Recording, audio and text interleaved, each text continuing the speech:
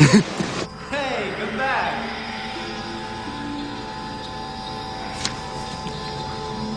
Hello? Well. You could talk. That's 'cause you're out of your mind. You see a girl? She went that way. Thanks. Wouldn't do that if I were you. Why not? You know you're fucked. Yes, I know. I mean, dead fucked. Yeah, you're just a fucking cow. A fucking cow that can fucking talk. I gotta go. Yeah. Bye-bye.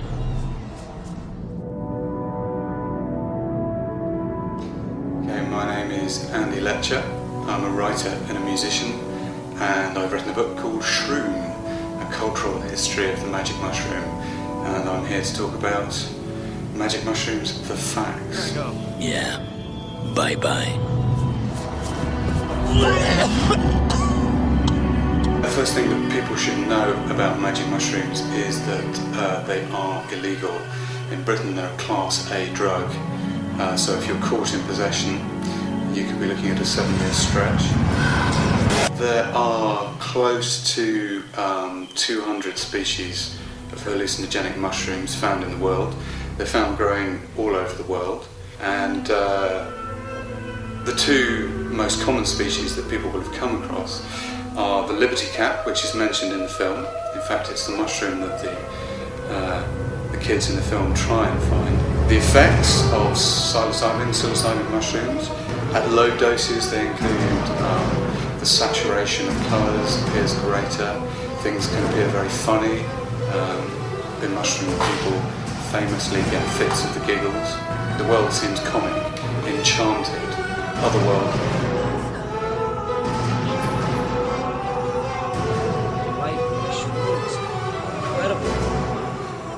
But at higher doses, one gets greater hallucinations, juddering fractal textures, and particularly with the eyes shut, one will see a kind of psychedelic maelstrom of hallucinations. And then, of course, at very high doses, these are the so-called shamanic realms, where people claim that they have encounters with otherworldly beings, aliens, mushroom intelligences, aliens, UFOs, who may impart shamanic information. So in the film, Holly accidentally eats a mushroom called Death's Head mushroom, which is distinguished by having a black nipple, and this sets the train of events going. It's fair to say there is no such mushroom. This is an invention of the film, which supposedly opens the portals to druidic otherworlds, but there is no mushroom, so don't worry.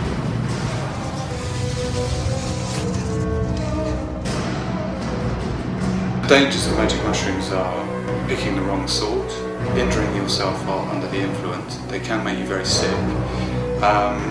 And also they can cause psychological problems, short-term and long-term. So if you're depressed or have any history of psychological illness, you certainly shouldn't be taking magic mushrooms.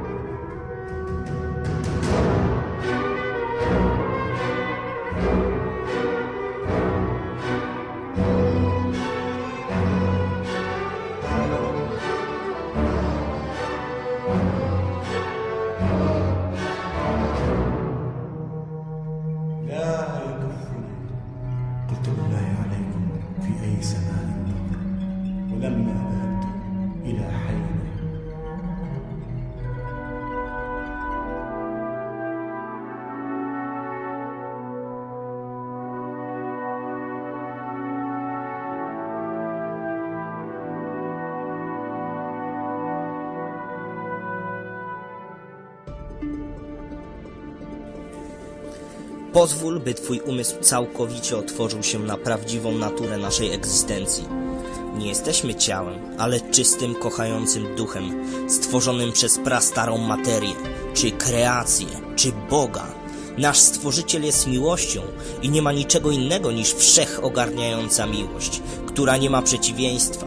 Doświadcz całkowitego wybaczenia odnośnie wszystkiego, bo nie ma niczego, co kiedykolwiek zrobiłeś, co kiedykolwiek zachwiałoby bezwarunkową miłość Boga do Ciebie. I zdaj sobie sprawę, że wieczność i pokój i raj to nasze przeznaczenie i wszyscy tego doświadczymy. Ludziska, czas zmienić podejście. Ewolucja się nie zakończyła w tym momencie. Pora ewoluować pomysły. Powodem, dla którego instytucje religijne i rządowe walą się, jest fakt, że nie są już istotne, a więc nadszedł czas, abyśmy stworzyli nowe prawa i nową filozofię, a jeśli chcemy, to nawet nową religię, bo takie mamy prawo jako wolne dzieci Boga, z umysłami, które mogą sobie wyobrazić wszystko. Największym naszym darem, jakim otrzymaliśmy w tym życiu, jest nasza wolna wola. Nasz wolny wybór i nieważne, czy podejmujemy się dobra czy zła. Jesteśmy tu, by zbierać doświadczenia. Nakazy i zakazy i przykazania zabierają nam ten cenny dar. Bo jaki to wolny wybór, kiedy coś Cię reguluje i z lewa i prawa możesz tylko wybrać prawo. Zmieniamy podejście. Nasza planeta jest współczująca i coś takiego jak raj może się zdarzyć. Grzyby rosną naturalnie na tej planecie i są nielegalne. Inne rośliny zawierające substancje, które pozwalają nam stopić zasłonę propagandy, rosną naturalnie na tej planecie i są nielegalne. Czas ewoluować pomysły. I tak zrobimy, bo jesteśmy wolnymi dziećmi Boga, z umysłami, które mogą sobie wyobrazić wszystko.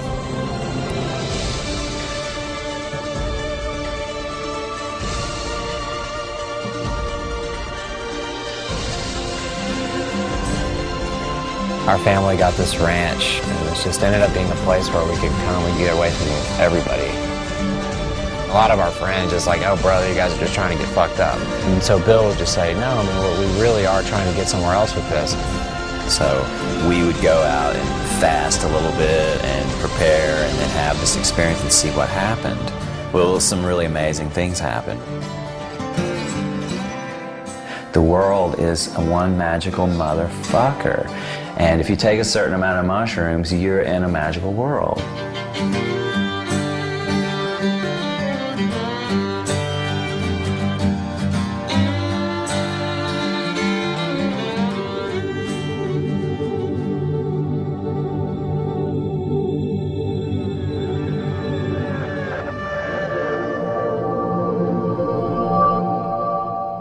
A lot of people have this thought when they take these, does anybody know about this? Because it's really like, it's like a secret. It's like this fundamental thing about the human brain, but no one knows about it and no one talks about it.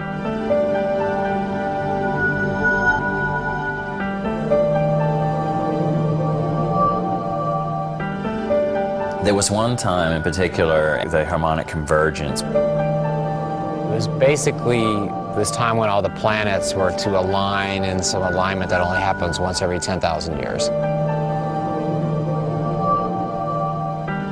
I remember walking down this tunnel of light and feeling like Bill and I were walking into a spaceship. Bill was just asking, who are you and why are you here? And just basically being told that the boundaries of space and time are all in our minds and that we all are one and everything is one. We all are one and everything is one. We all are one and everything is one. I remember Bill just looking at me like, oh my God, can you believe that just happened? And at first I was like going, you know, that was just something I thought of. And then Bill explained everything that I had just seen. And then the day went even further than that, where it was like tapping into all these other minds, and like thousands of them all at once. And I'm really skeptical. You know, I was ready to just say, okay, we're on drugs, but something about what happened on this day was different. It was significant and very tangible. We all are one, and everything is one.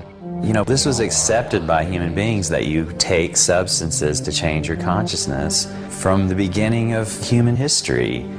After that day, I think he really was like 100% sure that something did exist on the other side.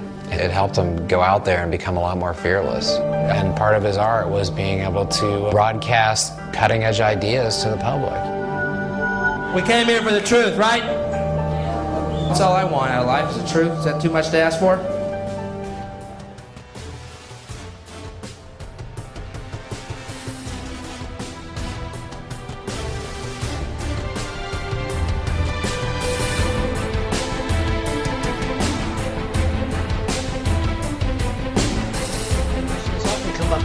is how is this all going to work out? What are the goods and the bads of this entire area of psychedelic chemistry? Basically, the negatives are the terms of many people, from law writers to people in the street, feel that this is an area of neurotoxicity, an area these materials cause neurological damage, cause people to lose control, commit crime, and eventually collapse after 20 years of bringing decomposition, which is, to a large measure, nonsense. And you have the increasing urge to put laws against these things, because the psychology, the propaganda that they are negative, that they do damage, is very real and very much believed by many people. What are the positives? I consider the positives to be my main incentive for doing the work I've done for the last half century and continuing to do it now, is I believe in this collection of materials you're going to develop tools that are going to answer many of the questions that have been brought up today. Namely, how can you find out how the brain works you can use a rat? How does the mind work? What kind of a probe can you make to look at the function of the mind? To me, it's going to be a psychedelic material that has very little action in experimental animals, to look into actions in man that are not seen in experimental animals. Maybe the idea of using these materials as eventual research tools I consider to be extremely, extremely valuable.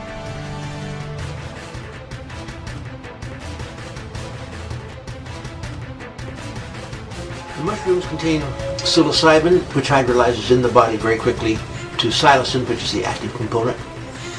Some mushrooms contain the compound with only one methyl group. It's called baecysteine. There's a chemical resemblance between these materials and the neurotransmitter serotonin.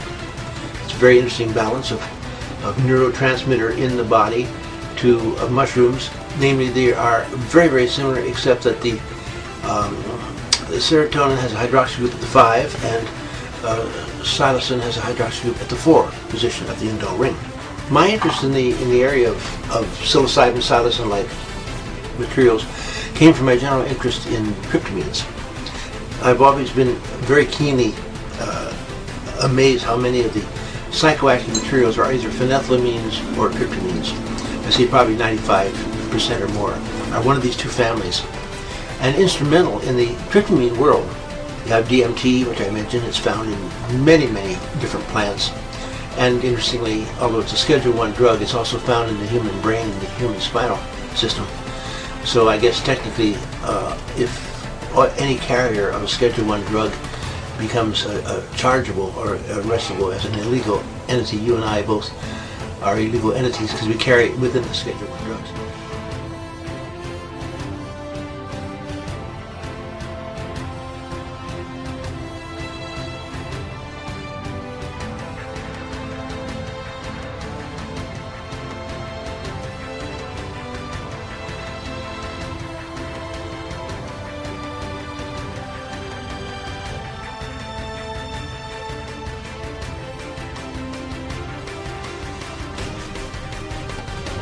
This Halloween, stop fretting that some stranger is going to put drugs in your kid's candy. And put the drugs in there yourself. Come on, this is America. Acid will be the healthiest thing they eat all day. Do it. Put drugs in the Halloween candy. Johns Hopkins University School of Medicine last month, scientists found that a single dose of psilocybin, which is the drug in magic mushrooms, created a, quote, long-term positive personality change in most patients. People improved in the areas of sensitivity, imagination, and broad-minded tolerance of others. In pharmaceutical speak, psilocybin is known as an asshole inhibitor. And couldn't we use a little more of that?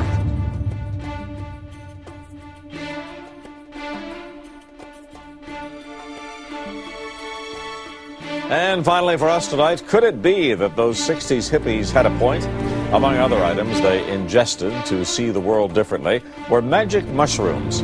Up to that time, they'd been used in religious ritual for thousands of years. Finally, some scientists at a renowned North American university decided to put the legendary powers of the homely little fungus to the test And tonight, with no more than the usual fanfare, we bring you the results. CTV's Peter Murphy reports on whether magic mushrooms really do open a doorway to the divine. Well, hippies and college students tuned into this long ago, but today scientists confirm magic mushrooms do produce mystical experiences, sometimes life-altering ones. Now, researchers at an American university are wondering if the mushrooms can alter something else, how we treat illness. Cass Rusi reports. Finding God. What if a pill could help you find God faster? Well, a controversial medical study claims an illegal hallucinogenic drug could do just that. 36 people were on what many say was a life-changing trip, but none of them ever left a university laboratory. They volunteered to take the psychedelic ingredient that puts the so-called magic in certain kinds of mushrooms. And now there's a surprising follow-up. CNN's Carol Costello joins us live with the results. Carol, what's happening now? Well, John, maybe the hippies of the 60s weren't just on something. Maybe they were onto something. Scientists at Johns Hopkins now say magic mushrooms really can expand your mind, producing a kind of religious experience. 14 months ago, they gave dozens of volunteers magic mushrooms, and today, those volunteers are still feeling the effects. In the psychedelic tripped out on hallucinogenic drugs, searching for mystical and spiritual experiences. Today, scientists join the search, studying the spiritual effects of psilocybin, an illegal hallucinogen made from mushrooms. This is a class of compounds, the classical hallucinogens, for which research has been in the deep freeze for about 40 years. In the 60s, they called it the magic mushroom, used by some Native Americans for religious rituals, and promoted by utopian drug guru Timothy Leary, who urged a generation to tune in and drop out. Psilocybin affects the brain. Researchers were hoping it would have therapeutic value. There might be some application with these drugs for individuals who have anxiety or depression. Just because we can describe the neurophysiology of these kinds of experience says nothing about the existence or non-existence of higher power or God.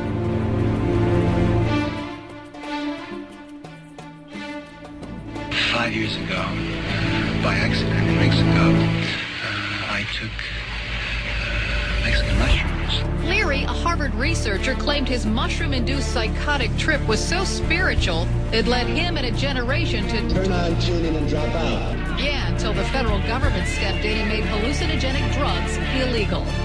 It's a very beautiful feeling. I've not felt anything like that before.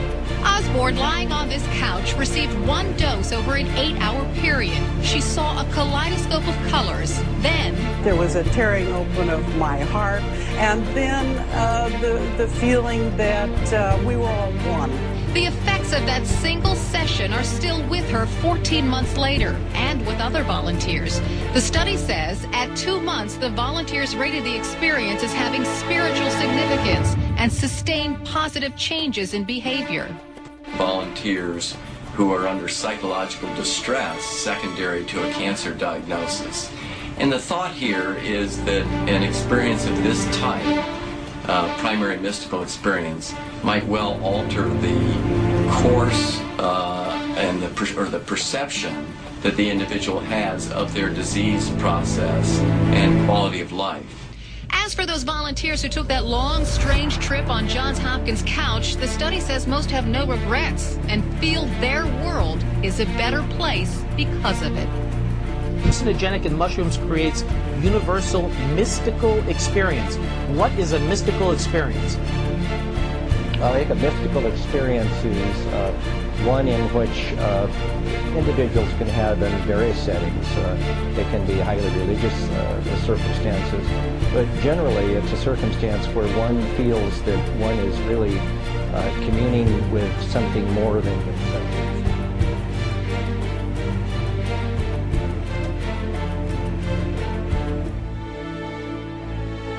And are wondering about the possible medical benefits of magic mushrooms.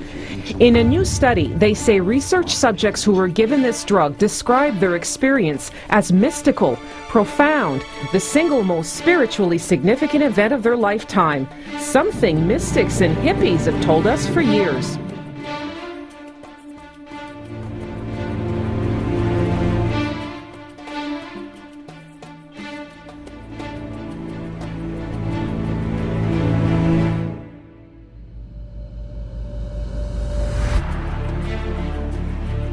therapeutic uses, some of the things that have been suggested is terminal cancer patients or people with intractable pain.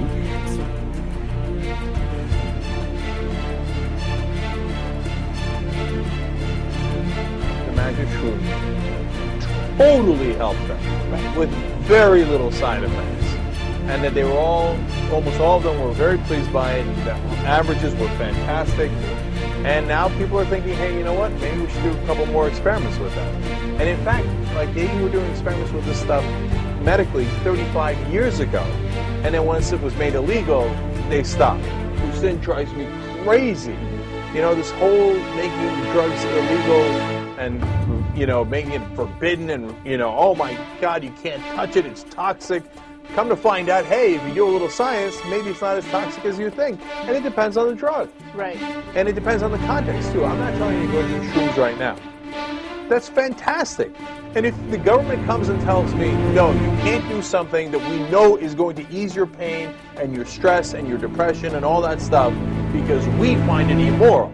Oh, suck it in the biggest way. Oh, okay, I'll pay the fine after I'm dead. Okay?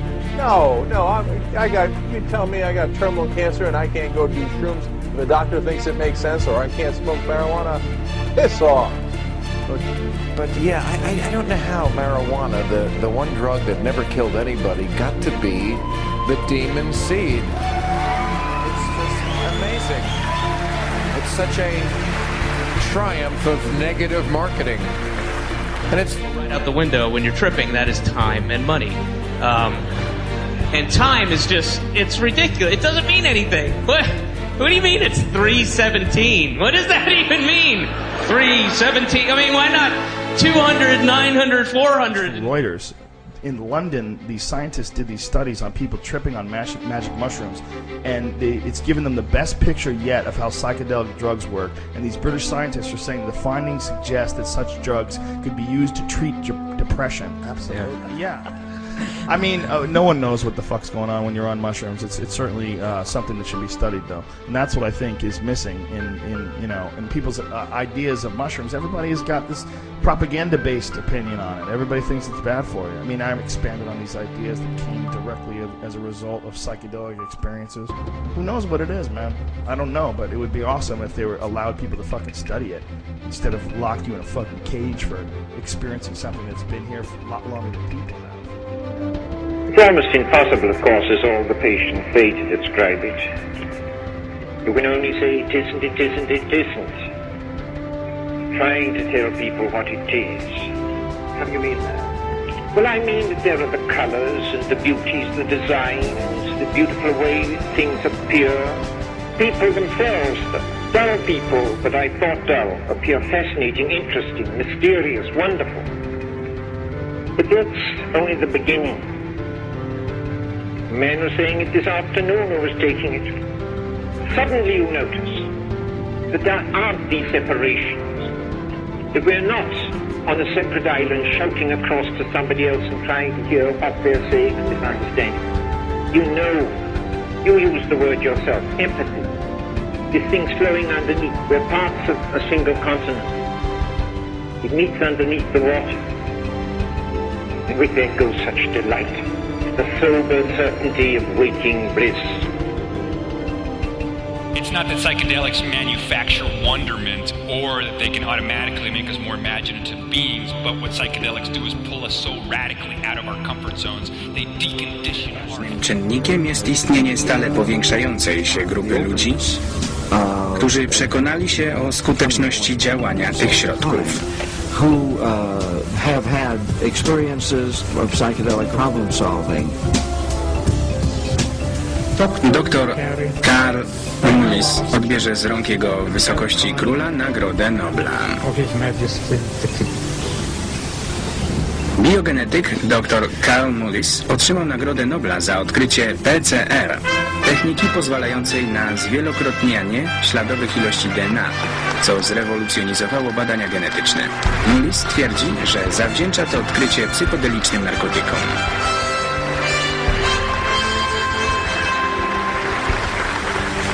narkotyki psychodeliczne w ogóle. Nauczyły mnie cierpliwości w stosunku do rzeczy dziwnych. PCR jest bowiem czymś bardzo dziwnym.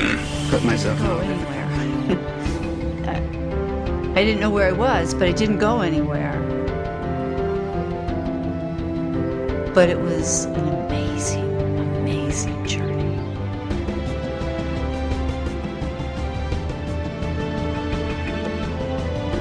It was so overwhelmingly incredible and beautiful that I had tears falling down my face. It was beautiful, where the space I was in was just, you know, it was, in life you realize sometimes you feel like there's a harness on you. There was no harness here. I think what happened was it opened my heart. Jest właścicielem sklepu monopolowego na przedmieściach jednego z teksańskich miast. Jednak w świetle prawa jest przestępcą. Koduje grzyby psylocybinowe, zwane też magicznymi grzybkami. Zamieńcie się ze mną miejscami na 3 tygodnie, a sami będziecie hodować grzybki, ryzykując więzienie. Alternatywą jest kulka w łeb. Wybór jest prosty: samobójstwo albo psychodeliki. Dan cierpi na jedną z najbardziej bolesnych przypadłości – klasterowe bóle głowy. Występują u jednej osoby na 1000. Częściej przytrafiają się mężczyznom niż kobietom. To nie są zwykłe bóle głowy, to ataki bólu. Ich przyczyna pozostaje nieznana. Czasami atak można przerwać przy pomocy tlenu, ale jeśli to nie pomoże, potworny ból może trwać nawet 3 godziny. Jakby ktoś wciskał rozpalony nóż do oka i przewiercał się przez mózg. Strasznie jest patrzeć na kogoś, kto tak cierpi, ze świadomością, że nie można mu pomóc. Na stronie poświęconej bólom klasterowym przeczytałam o ludziach zażywających grzybki. W pierwszej chwili uznałam to za dziwactwo, ale ponieważ mężowi nic nie pomagało, pomyślałam, że warto spróbować. Grzybki okazały się najskuteczniejszym lekiem. Grzyby zawierające silnie działające substancje psychoaktywne były używane w celu odbywania psychodelicznych podróży od 1000 lat. Dan nie chciał ich kupować od handlarzy narkotyków, dlatego sam je hoduje. To moja apteczka. Źródło cudów.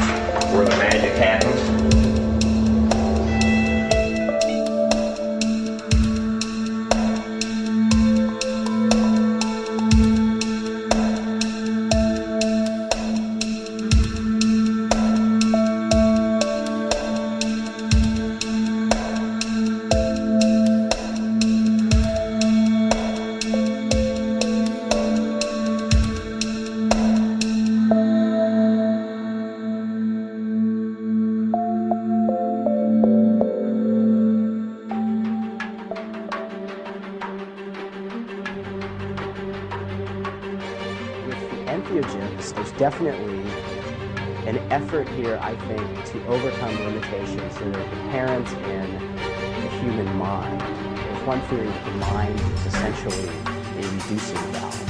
And so what we do is we sit here in our normal lives, and there's so much buzzing, hum, and complexity to everything that's going on in the cosmos that our consciousness has to filter that down and give us what we need to know in order to survive. Entheogens allow us to at least shift that inducing valve, and in some cases open it wider so that more information comes down. Reality can kind of be downloaded in larger chunks and a higher bandwidth.